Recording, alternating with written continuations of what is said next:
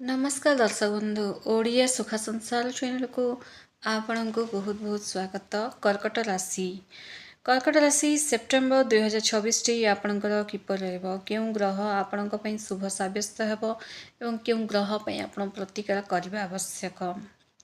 समयर चक्क निरंतर घुरुची एवं प्रत्येक मास आम किछि नुआ संभावना किछि नुआ चैलेंजेस एवं किछि नुआ शिक्षा ने आसी फ्रेंड्स। ग्रह मानकर महाकाश चलन आम जीवन में प्रत्येक दिग को प्रभावित करता है। जदि आपण कर्कट राशि अटंती तेज यही वीडियो आपण अत्यंत गुरुत्वपूर्ण वीडियो अटे। तेणु वीडियो को जमा भी स्किप न करी शेष पर्यंत निश्चय देखंतु, जो द्वारा आपण जानीपर कि यही सेप्टेम्बर मसरे क्यों ग्रह पर आपण प्रतिकार कले आपणकर अटकी सबू कम गुड़ाक बनवाक लगे। एही मासरे ग्रह मानकर स्थिति किपर रही से कुंडली क्यों घर को अधिपत्य कर सबुठ गुरुत्वपूर्ण कथा आपण कैरियर व्यवसाय शिक्षा स्वास्थ्य प्रेम एवं पारिवारिक जीवन उपर यार कि प्रभाव पड़ो। यह केवल एक साधारण राशिफल नुहे फ्रेंड्स, बरम यह एक आपणकर भविष्यवाणी अटे। तेणु ध्यान से शुणु, प्रत्येक गोटे कथा आपण बहुत इंपोर्टाट अटे। ग्रह मानकर स्थिति अनुसार कहवा गले आपणकर राशि अधिपति होउचंती चंद्रदेव। प्रथम घरे आपण निज राशि विराजमान अच्छा देवगुरु बृहस्पति। गुरु कर्कट राशि थी उच्चर होती। यही मासर सबुठ बड़ और शुभ संकेत रहिबो। गुरु आपणकर व्यक्तित्व को ज्ञान धैर्य और सकारात्मक ऊर्जा भरीदेवे। इे द्वितीय घरे धनभाव जोटा कहुए केतु विराजमान रही। केतु द्वितीय आर्थिक विषय किसी अनिश्चितता आनीपारती। मासर आरंभ में सूर्य बुध आपणकर तृतीय घरे अच्छा जहाँ बुधात्य योग सृष्टि कर। बुध शुक्र चलन हेब। तृतीय घर पराक्रम जोगाजोग एवं छोट भाई भाई को नहीं दर्शाई थाए। आपणकर सुख भाव घर जोटा कि चतुर्थ घर कहुए शुक्र। मासर प्रथम भाग में ना 16 तारिख जाए शुक्र एठार अच्छा जहाँ घर गाड़ी और माता सुख बढ़ेबे पर सूर्य बुधंकर चलन हेब। अष्टम घर मायावी ग्रह राहु एठारे विराजमान अच्छा। राहु अष्टम घटना एवं गुप्त विषय प्रति आकर्षण बढ़ाऊँ। एवं नवम घर आपणकर भाग्य भाव में कर्मफलदाता शनिदेव निजर शुभ राशि मीन विराजमान अच्छा। शनिदेव नवम आपण को कठिन परिश्रम सह भाग्यर सहयोग कराउछंती। द्वादश घर जोड़ा कि व्ययर घर कहुए ऊर्जा और साहसर ग्रह मंगल एठार अच्छा। मंगल द्वादश व्यय बढ़ावा सह विदेशी संपर्क सृष्टि करछंती। तो आसतु जानिबा आपणकर कैरियर विषय में। कैरियर कथा कहवा गले सेप्टेम्बर 2026 टी आपणकर जीवन पे एक अत्यंत महत्वपूर्ण और सकारात्मक मास सब्यस्त हो। यार मुख्य कारण हूँ लग्न में विराजमान उच्च बृहस्पति। गुरुंकर शुभ प्रभाव हेतु कार्यक्षेत्र में आपणकर मान सम्मान और प्रतिष्ठा वृद्धि पाइब।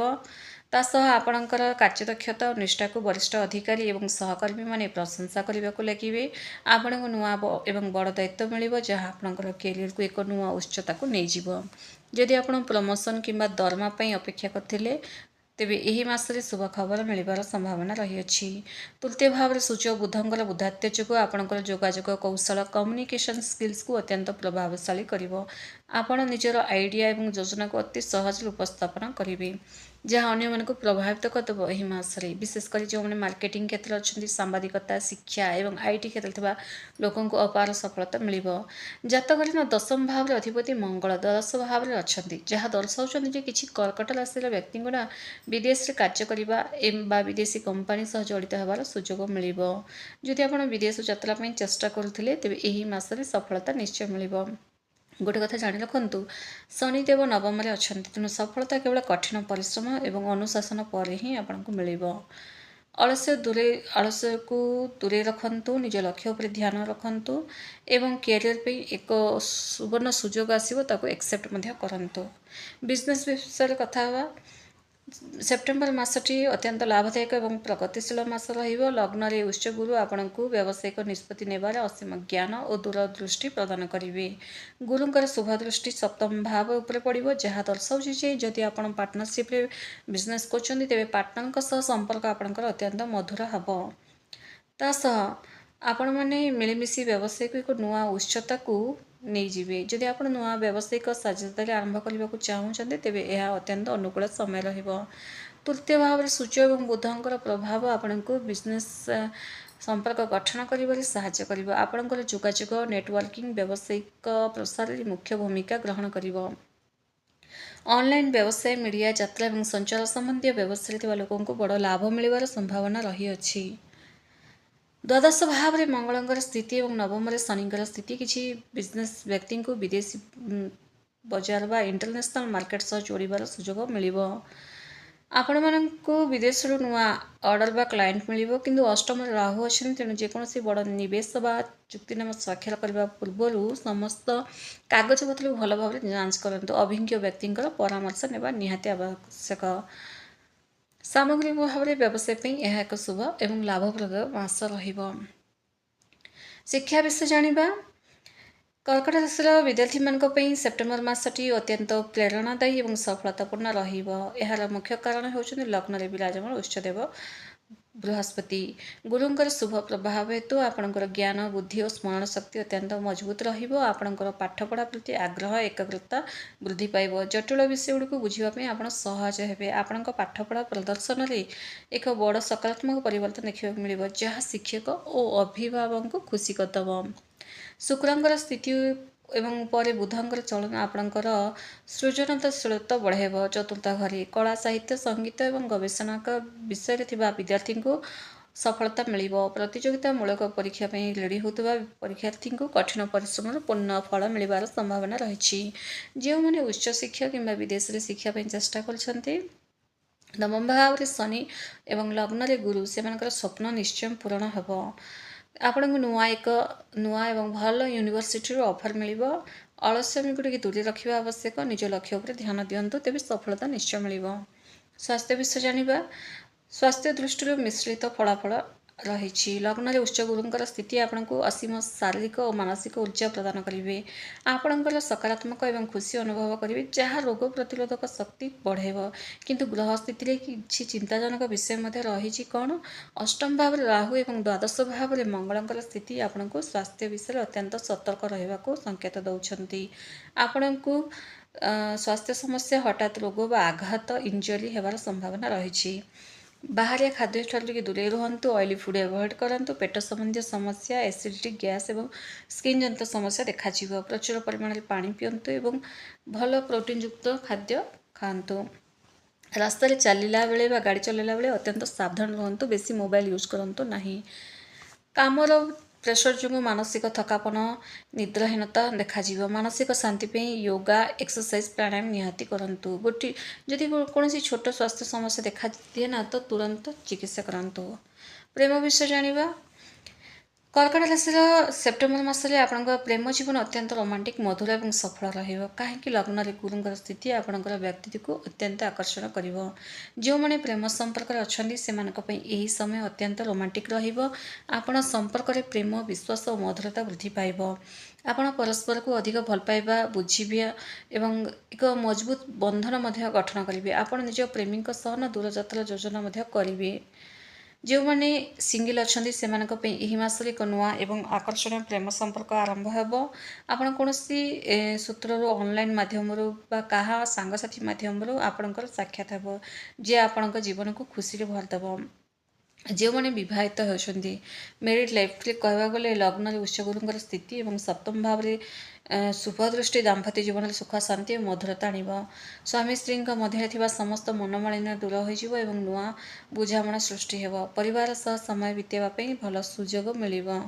ଆପଣଙ୍କର ସନ୍ତାନ ସୁଖ ମଧ୍ୟ ବୃଦ୍ଧି ପାଇବ। ସମଗ୍ର ଭାବରେ ଏହି ମାସଟି ପ୍ରେମ ଓ ସମ୍ପର୍କ ପାଇଁ ଅତ୍ୟନ୍ତ ଶୁଭମୟ ଏବଂ ଯାଦୁକରୀ ରହିବ। ଆସନ୍ତୁ ବର୍ତ୍ତମାନ ଆମେ ଜାଣିବା ପରିବାର ବିଷୟରେ। ପରିବାର ବିଷୟରେ କହିବାକୁ ଗଲେ, ଗୁରୁଙ୍କର ଶୁଭ ପ୍ରଭାବ ହେତୁ ପରିବାରରେ ସୁଖ, ସମୃଦ୍ଧି ଓ ମଧୁରତା ବଜାୟ ରହିବ। ପରିବାରର ସଦସ୍ୟଙ୍କ ମଧ୍ୟରେ ପ୍ରେମ ଓ ସହଯୋଗ ବୃଦ୍ଧି ପାଇବ। ଯଦି ପରିବାରରେ କୌଣସି ପୁରୁଣା ବିବାଦ ବା ମନମାଳିନ୍ୟ ଥିଲା, ତାହା ଦୂର ହେବ। ତେବେ ଗୁରୁଙ୍କର ଶୁଭ ପ୍ରଭାବରେ ତାହା ସମ୍ପୂର୍ଣ୍ଣ ରୂପେ ଟେନସନ୍ ଦୂର ହେବ। ଆପଣଙ୍କ ପରିବାରରେ କୌଣସି ଶୁଭ କାର୍ଯ୍ୟ ବା ପୂଜା ପାଠ, ହୋମଯଜ୍ଞ ଆରମ୍ଭ ହେବ। ଚତୁର୍ଥ ଭାବରେ शुक्रଙ୍କର ସ୍ଥିତି ନା ଆପଣଙ୍କୁ ଘରେ ସୁଖ ପ୍ରଦାନ କରିବ, ଘରେ ଶାନ୍ତିପୂର୍ଣ୍ଣ ପରିବେଶ ରହିବ। ଆପଣ ନିଜ ଘରର ସୌନ୍ଦର୍ଯ୍ୟ ବୃଦ୍ଧି ପାଇଁ କିଛି ନୂଆ କରିବେ। ମାତାଙ୍କ ସହ ସମ୍ପର୍କ ଅତ୍ୟନ୍ତ ମଧୁର ରହିବ ଏବଂ ତାଙ୍କର ଆଶୀର୍ବାଦ ଆପଣଙ୍କୁ ସମସ୍ତ କାର୍ଯ୍ୟରେ ସଫଳତା ଦେବ। ତୃତୀୟ ଭାବରେ ସୂର୍ଯ୍ୟ ଓ ବୁଧଙ୍କର ସ୍ଥିତି ଛୋଟ ଭାଇ ଭଉଣୀଙ୍କ ସହ ସମ୍ପର୍କ ଅତ୍ୟନ୍ତ ମଧୁର ରହିବ ଏବଂ ସେମାନେ ଆପଣଙ୍କୁ ସବୁ କାର୍ଯ୍ୟରେ ସହଯୋଗ କରିବେ। ସାମଗ୍ରିକ ଭାବରେ ନା ପାରିବାରିକ ଜୀବନରେ ଏହି ମାସଟି ସୁଖଦ ଶାନ୍ତିପୂର୍ଣ୍ଣ ରହିବ। କ'ଣ କରିବା ଉଚିତ?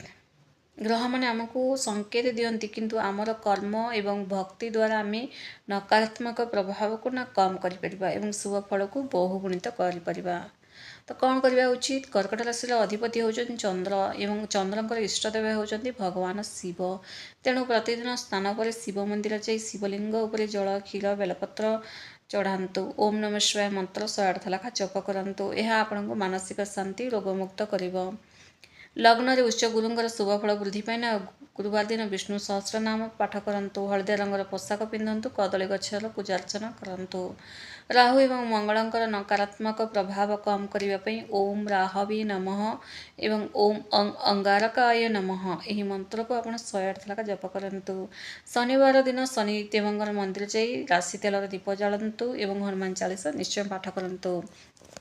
ଗୋମାତାଙ୍କର ସେବା ମଧ୍ୟ କରନ୍ତୁ। ଫ୍ରେଣ୍ଡସ୍, 2 ସେପ୍ଟେମ୍ବର 2026ଟି କର୍କଟ ରାଶି ପାଇଁ ଏକ ଅଦ୍ଭୁତ ଏବଂ ଭାଗ୍ୟଶାଳୀ ମାସ। ଲଗ୍ନରେ ଉଚ୍ଚ ଗୁରୁ ଏବଂ ନବମରେ ଶନି ଆପଣଙ୍କ ପାଇଁ ଏକ ବଡ଼ ସ୍ଥାୟୀ ସଫଳତା ଦିଗରେ ନେଇଯାଉଛନ୍ତି। କ୍ୟାରିୟର, ବ୍ୟବସାୟ, ଶିକ୍ଷା ଏବଂ ପ୍ରେମ ଜୀବନ ପାଇଁ ଏହା ଅତ୍ୟନ୍ତ ଅନୁକୂଳ ସମୟ ରହିଛି। ଫ୍ରେଣ୍ଡସ୍, କଠିନ ପରିଶ୍ରମ ଅନୁଶାସନ ପାଳନ କରନ୍ତୁ ଏବଂ ସ୍ୱାସ୍ଥ୍ୟ ପ୍ରତି ସତର୍କତା ଜରୁରୀ ରହୁଛି। ତେଣୁ ସ୍ୱାସ୍ଥ୍ୟ ପ୍ରତି ହିଁ ଟିକେ ଧ୍ୟାନ କରନ୍ତୁ। तो फ्रेंड्स, ये वीडियो जो आपको पसंद आसते ताहले गोटे लाइक निश्चय कर दिंतु। कमेंट्स रे हर हर महादेव निश्चय लिखंतु। धन्यवाद।